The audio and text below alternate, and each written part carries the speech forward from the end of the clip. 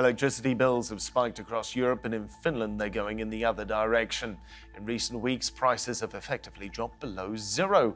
Some suggest the opening of Europe's first new nuclear reactor in 15 years is the reason. Others say it's all down to hydropower. So what exactly is Finland doing differently?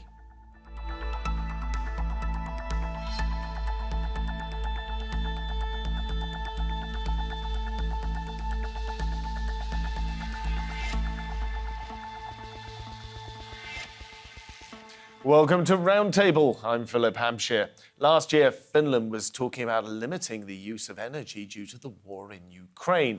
Now the country is dealing with a very different kind of issue. It has so much clean electricity, theoretically, it costs less than nothing. Advocates of nuclear energy say that this is proof that atomic power is the future. On the other hand, much of the oversupply of energy comes from an excessive amount of meltwater, which produces hydropower.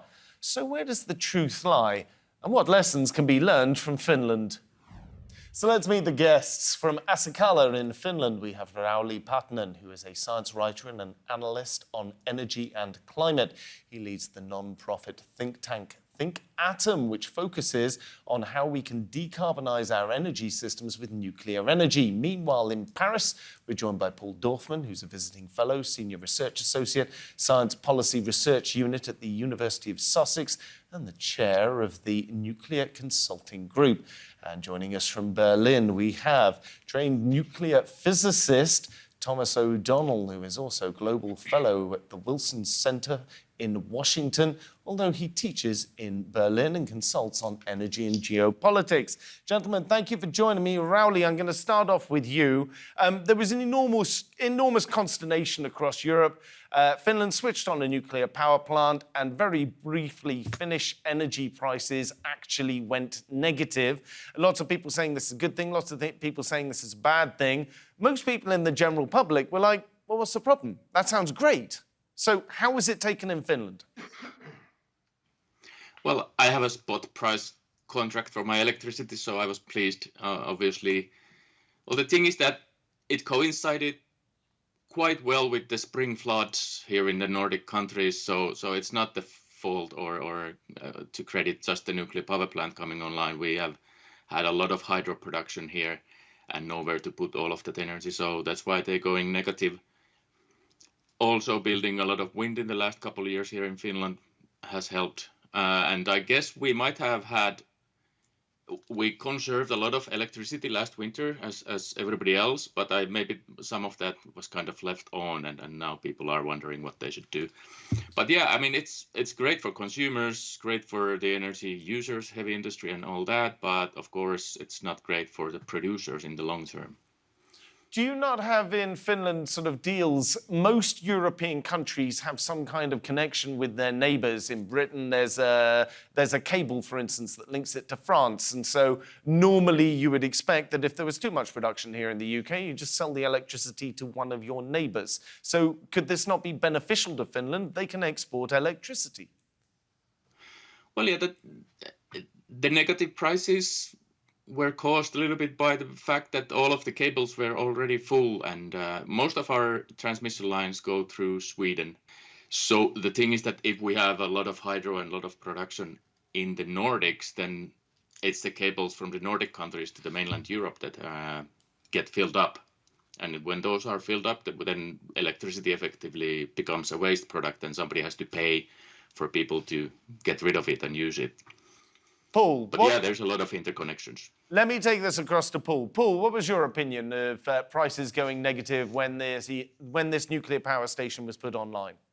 The reason why the prices went negative were because of hydro and renewables. It's not an opinion, it's a simple fact.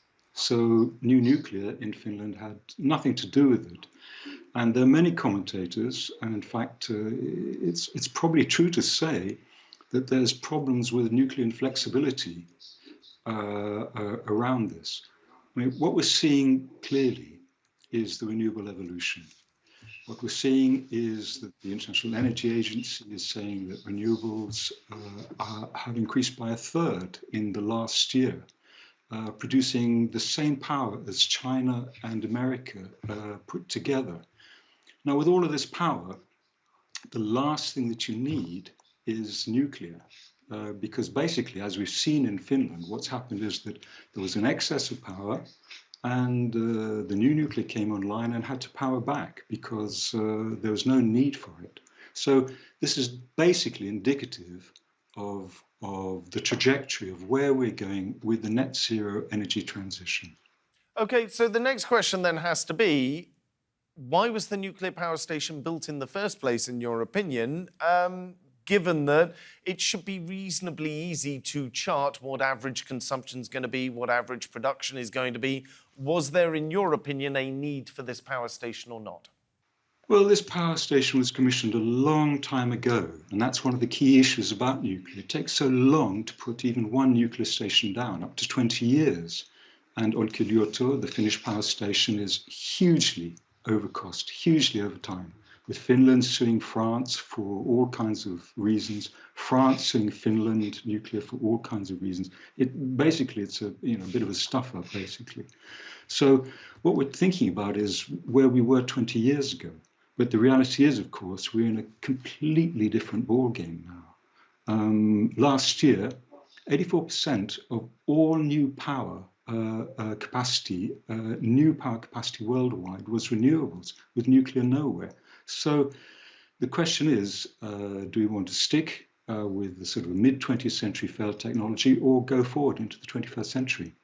Now, Thomas, I know you're quite a fan of nuclear power, especially as a stopgap while other European countries build up some of their other electricity generation capacity. So what do you think about the situation in Finland? Did Finland make an error by bringing in a nuclear power station there or not? No, I don't think so.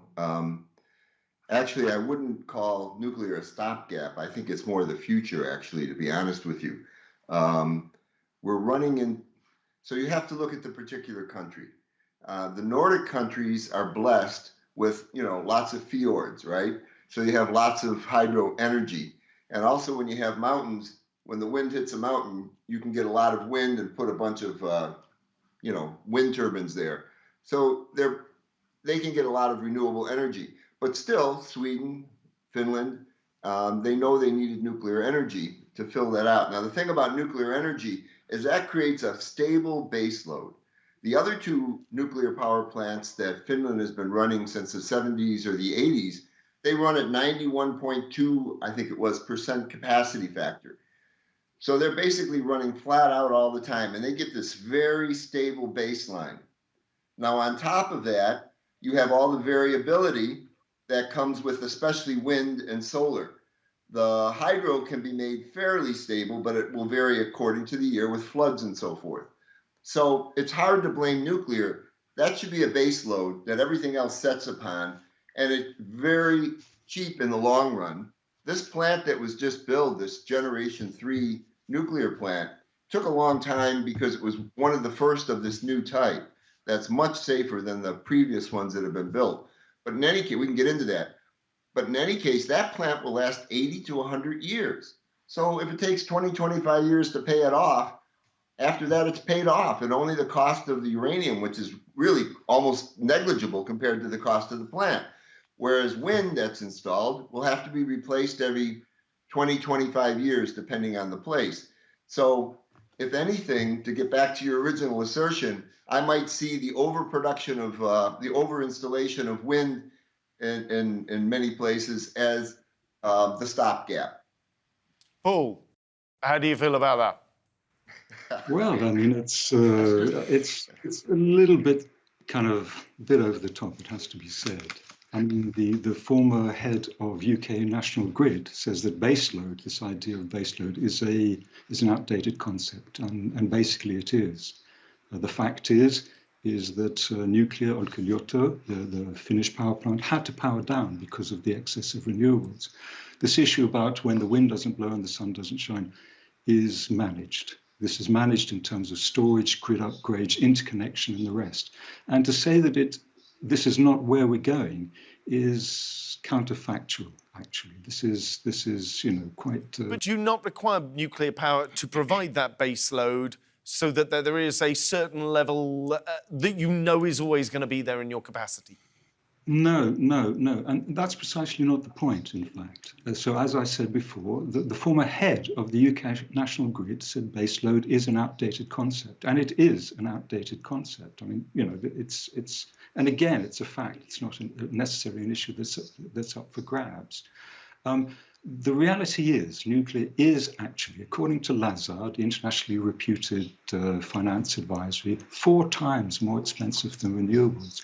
And the point about nuclear is it's just far too late and far too expensive for our climate and energy problems. Now, one nuclear power station, say Olkiluoto in Finland, takes 20 years to put down. That's just one. Basically, we simply have not got the time for nuclear. The point about renewables is it's here and now, and we can do it with what we have already. Now, you back up renewables with storage, with interconnection, with demand-side management, with smart grids, with grid upgrades, and there you go. The question is, do we want to be stuck in the 20th century or go forward to the 21st? Rauli, let me take this across to you. Paul is saying that all that Finland needs is more connectivity elsewhere and it doesn't need nuclear power. What's your take on that? Well, the Finns disagree. Fortum, which is one of the operators of our nuclear power plants, is currently doing a feasibility study to build both large and small reactors here in Finland. They've been signing agreement with industrial partners to look into possibility of building SMRs at their facilities. So they are disagreeing. I think that the future will be a combination. I mean, obviously, renewables have been getting a lot cheaper and have been growing quite fast. There's a reason why they have been getting cheaper. We have supported them a lot. Why wouldn't we do the same thing with nuclear? If we build it more, it gets cheaper, like we learned, for example, in the United Arab Emirates, which is just finishing a new 4-reactor power plant in pretty much a record time.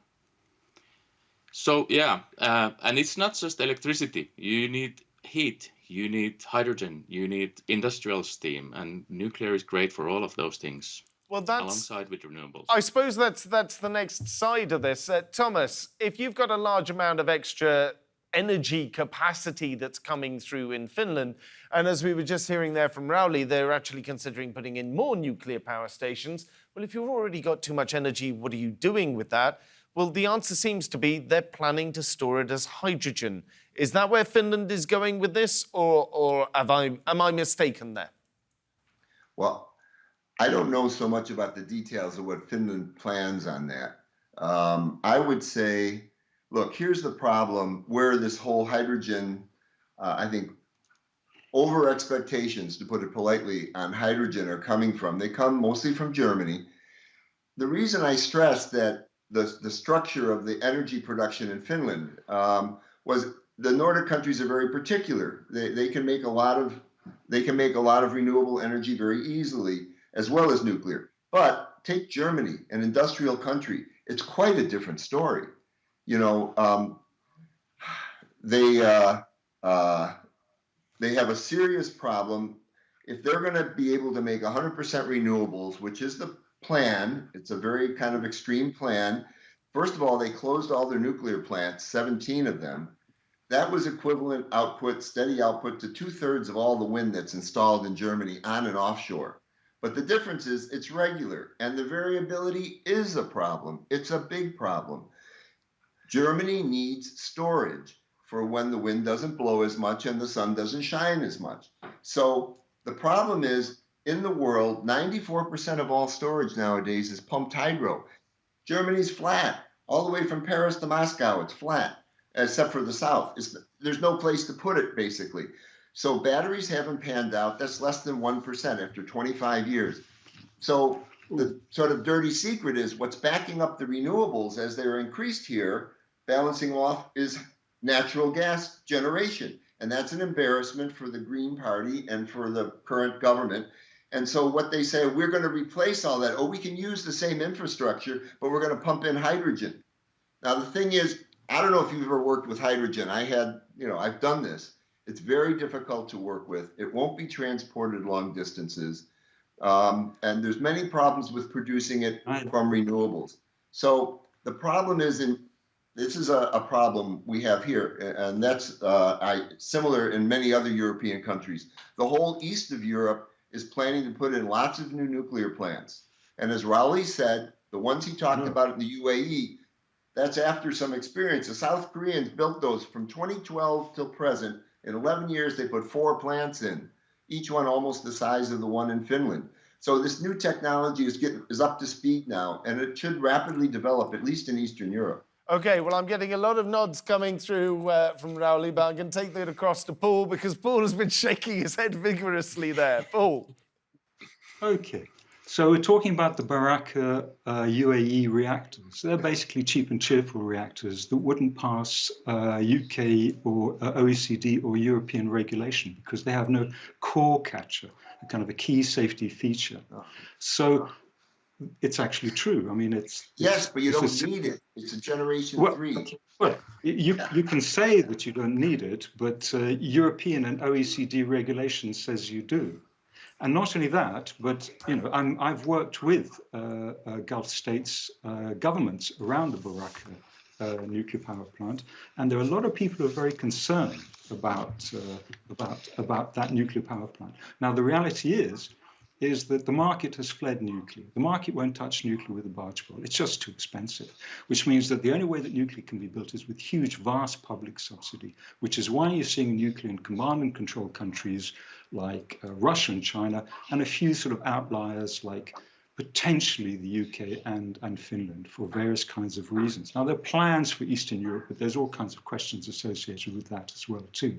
So the issue is actually quite complex, and there's been a huge kind of nuclear push saying that this is going to save us from climate. The problem is, of course, is that nuclear needs cooling, so it's separated, it's located by the coast and inland rivers. Now we know what's going to happen with the coast; it's going to rise. We know what's going to happen with the rivers. The rivers are going to dry and/or flood, which means that nuclear, far from being climate friendly, is going to be a key climate risk. And according to the UK,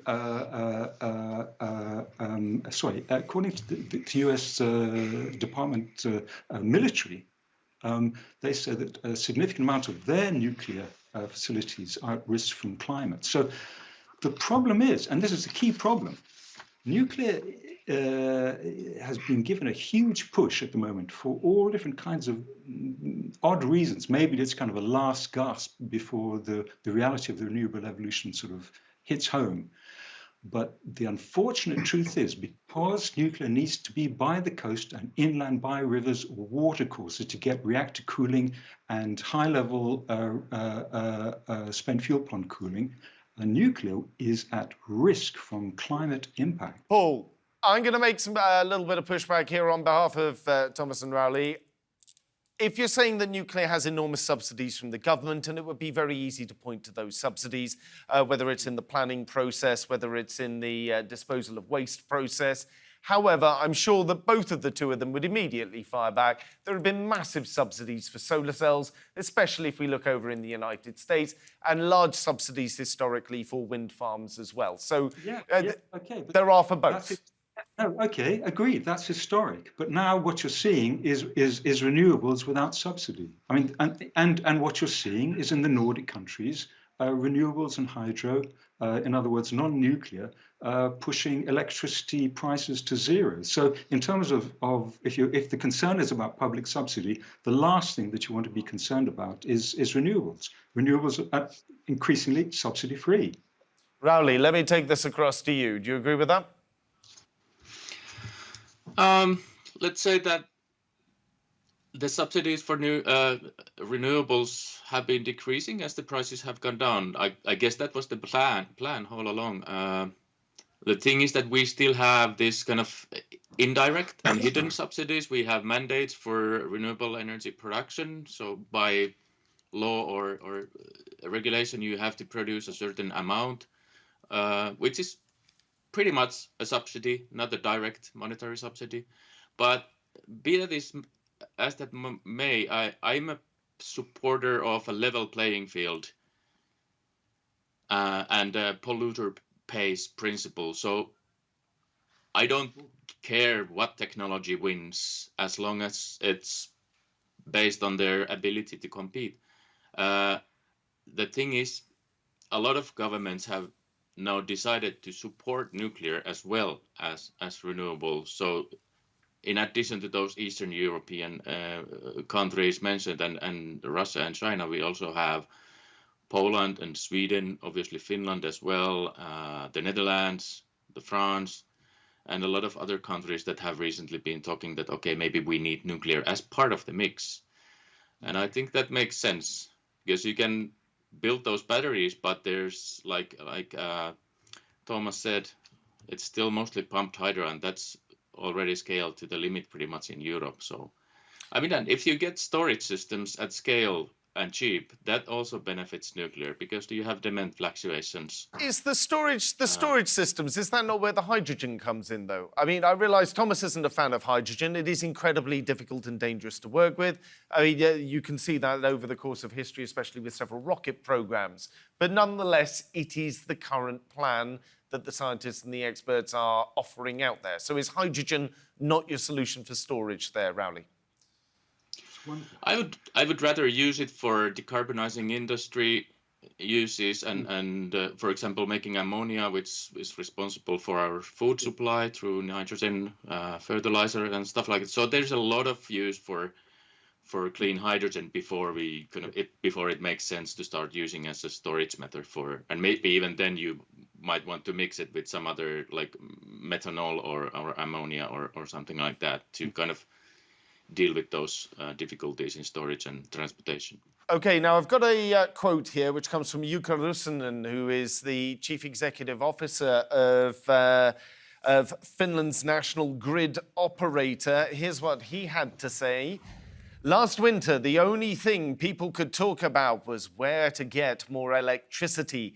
Now we are thinking hard about how to limit production. We've gone from one extreme to the other. He then went on to say, now there is enough electricity and it's almost emission-free, so you can feel good about using electricity. And then he went on to add that Finland is swiftly progressing towards full self-sufficiency. So, Thomas, this sounds like a win. Why is everyone complaining? Well, maybe they're jealous. I don't know. I'll tell you, the big story today here in Germany is by the federal, it's the Association of Industries study that came out about the high percentage of German industries that want to leave the country, that don't want to invest here because energy is so expensive, because electricity is so expensive. The problem with renewables is in Germany, we're still trying to rebuild the entire grid. It's going very slowly to bring it from where it's produced to where it's supposed to go and to find some storage.